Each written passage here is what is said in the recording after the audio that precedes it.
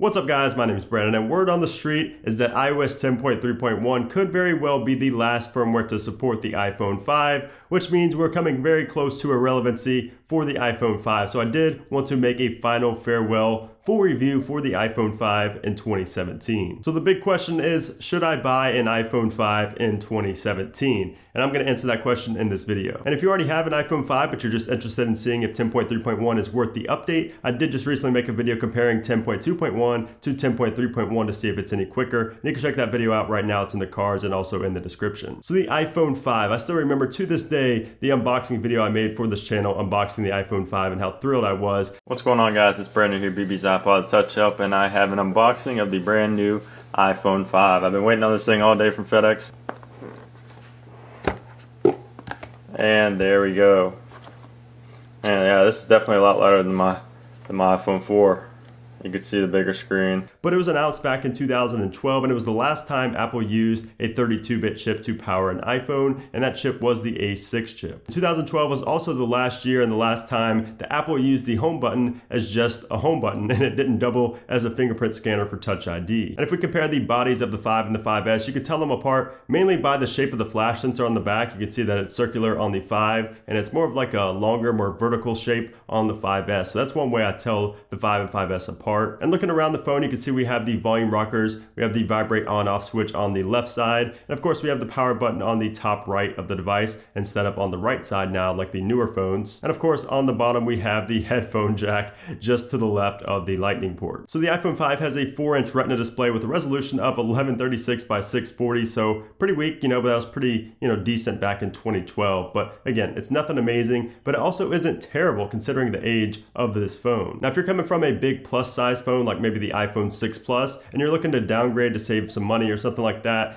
I wouldn't do it, to be honest. The display is tiny and the keyboard is extremely tough to type on accurately once you are used to the bigger displays. Like I have the 7 Plus now and I could just not really type good at all when I went back down to the normal sized iPhones. However, the good thing about the small frame of the normal sized iPhones, especially the iPhone 5, is that it fits in the hand very well for any and everybody, no matter how big or small your hands are. And it's the same for pockets. No matter how big or small your pockets are, this iPhone 5 is going to fit in there just fine. So it's really just going to come down to your own personal situation and your own personal opinion. So since the iPhone 5 is a 32-bit device, as we talked about previously, that means that it's not only going to run slower than a 64-bit device, but it's also not going to be receiving future updates like maybe iOS 11 and beyond, because it is only 32-bit, and Apple is basically deprecating any kind of 32-bit support for applications, for iOS in general. So that's a major downside for the iPhone 5. Now I say that the iPhone 5 will run slower than 64-bit devices, but the 5 is still surprisingly capable. I mean, it's not fast or anything, but it's capable. And when you take a look at the specs, the 5 is rocking a dual-core 1 GHz CPU and only 1 GB of RAMs, but I can still play games on it just fine. Now I say I can play games on it just fine, but it does take a good while, and I mean a long while really, to load up the games, and even just simple applications like Spotify or YouTube just take a good while to load up, which is very, very aggravating, especially in 2017 when we're used to everything being quick and we're kind of impatient. However, daily tasks like phone calls, texting, and emailing should be just perfectly fine and smooth on the iPhone 5, but just don't be surprised if you notice the occasional hiccup or freeze. I especially notice hiccups when browsing and watching YouTube videos, as well as tweeting on Twitter, which seem like simple tasks, but the iPhone 5 sometimes could not handle it. And that's mainly on the software, like I said, because a lot of these applications are now more memory intensive and more CPU intensive because they're made, with 64-bit devices in mind. Speaking briefly on iOS 10.3.1, it is noticeably quicker and more fluid than 10.2.1, and I did notice a big difference in animations and with the camera app and things like that. However, the 5S is noticeably quicker in every single aspect when compared to the iPhone 5. iOS 10.3.1 also improves on the battery life from 10.2.1, but I would still not expect to get through an entire day without charging it multiple times. It's just a tiny 1440 milliamp hour battery, and Apple does the most, they get the most out of that battery with the software optimizations, but it's still not enough. It's still not great at all, especially when compared to like the 6 or even the 5S.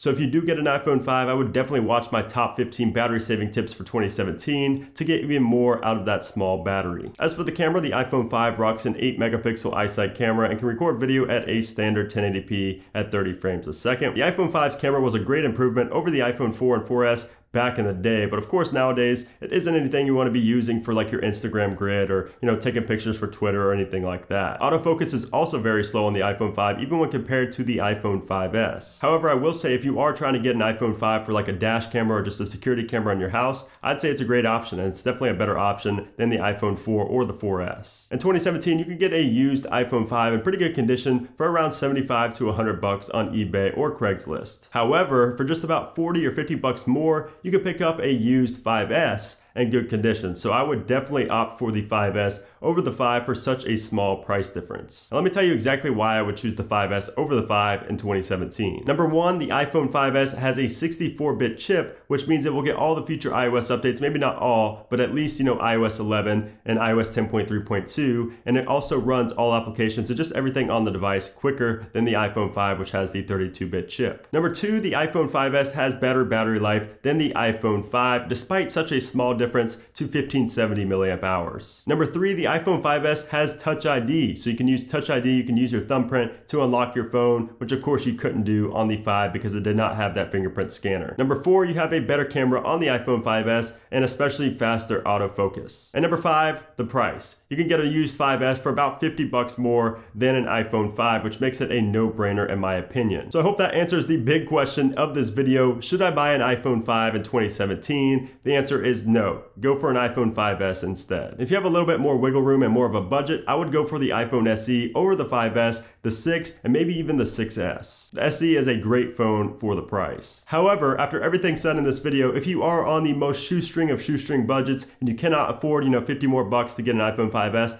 the iPhone 5 is still usable. You know, it's not great, but it's still usable and capable in 2017. If you're trying to get your young son or young daughter their first iPhone, the iPhone 5 is a great option. But of course, given the lack of performance, it could become an issue as your son or daughter do get older and start to realize that their phones are a lot slower than everybody else's. So there you have it, guys. That is a review of the iPhone 5 in 2017 and whether or not I think you should purchase it. Hope you enjoyed the video. If you did, make sure to give this video a thumbs up. Let me know what you think about the iPhone 5 in 2017 and what device you're using now. Also, make sure to subscribe for a lot more videos like this one. I'm going to start doing a lot more videos like this, talking about older devices and whether or not you should buy them in the future coming years. So thanks again for watching, guys, and I'll see you soon.